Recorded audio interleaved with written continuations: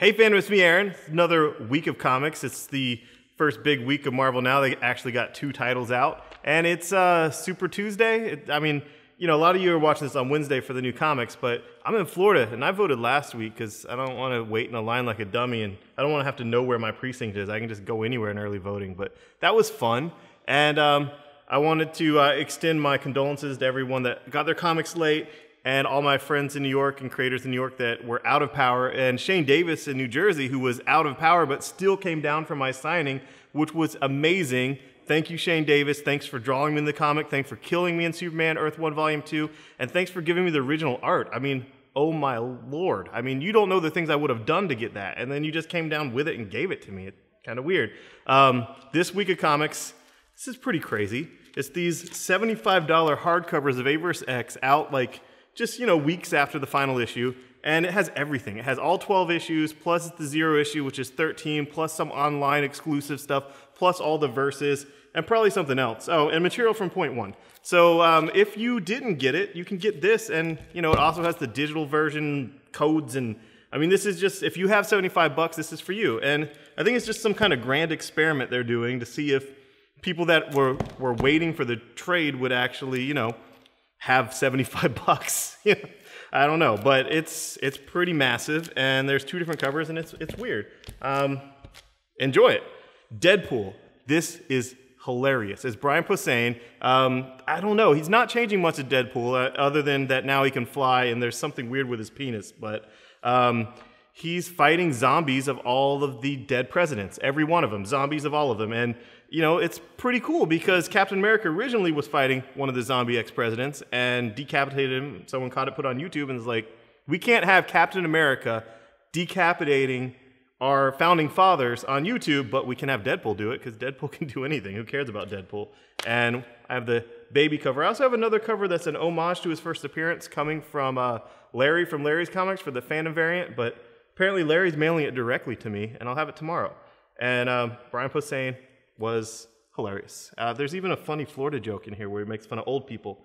And FDR in a wheelchair as a zombie, that's hilarious.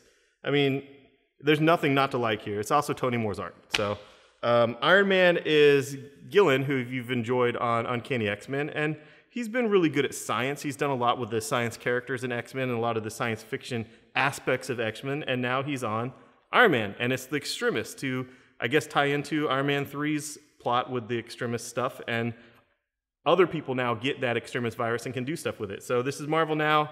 It's brand new, it's awesome, and check it out. Those are the only 2 titles out this week for Marvel Now.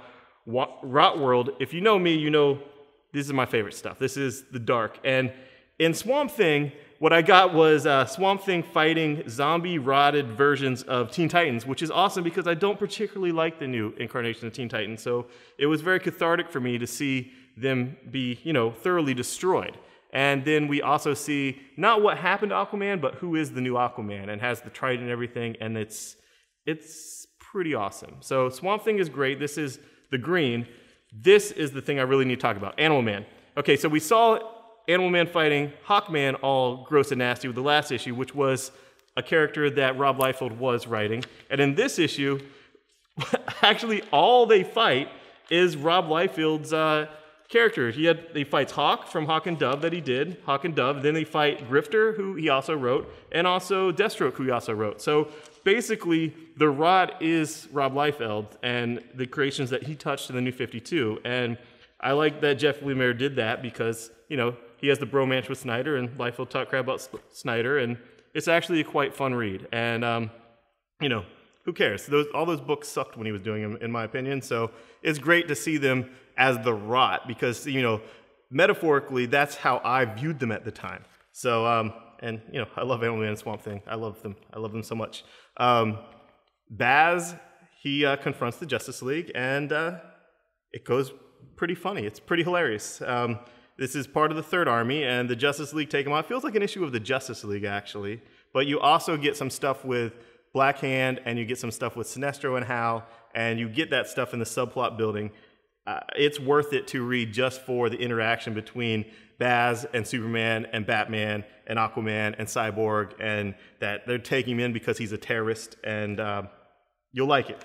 Legend of the Dark Knight. I don't know if you guys got number 1. It's an anthology book. Number 1 was truly great. This is set in the old 52, and this one is all Ben Templesmith. Ben Templesmith art throughout. It's not like 3 different stories. It's one story. Ben Templesmith doing the Joker. There's no Batman death in the family this week. The death of the family is next week. This is a great single issue story with a great artist and Joker. I mean, look at that cover. How could you not want this? And it's a fun single story. Shadowman, this is the regular cover. This is the shadow cover. And it's actually black on black, like, you know, like remember the Aqua Teen Hunger Force where they had the black on black business cards? I mean, that was pretty epic, but it's actually black on black. And Shadowman, if you haven't tried it back in the old Valiant, it doesn't matter. This is brand new stuff, and I really dug it. The only thing the same about it is it's still set in New Orleans. And Jordin is doing it, who did Luther Strode for Image. So I recommend this. I actually would recommend all the Valiant books, but Shadowman was one of the ones that I was very much anticipating. I used to have a Shadowman t-shirt. I love this stuff. But they're doing a great job with it, and I like the whole, you know, jokey thing with that. And last but not least is Adventure Time. And it's a collection of several issues. It's volume 1. And even if you got the single issues, you might want this. Loan it out to people, you know, get them into comics. And there's a lot of fun stuff, a lot of fun inside jokes for the truly hardcore fans of the show. It's not going to disappoint the hardcore fans. It's not written for kids in the way that the show isn't necessarily written for kids. And if you like comic books and you like Adventure Time, I guarantee you will like this Adventure Time comic. And that's about it. You know, go out and vote or don't. I really don't give a crap. And vote with your comics. Buy good comics. That's next week is going to be insane with the death of the family and all that. And I hope you enjoy the Rot World. Thanks. Bye-bye. Thanks for watching my video. Click subscribe if you want to. That would be awesome. Leave comments, feedback, whatnot. Tell me I'm a jerk. And if you want to share this, we have a contest where you share it on Facebook and you win a lot of the books we're talking about, and including variant covers, crazy rare stuff. So check out our Facebook page and you'll see an image of what you can win, and then share it on your Facebook page. It's just that simple. Thanks, bye-bye.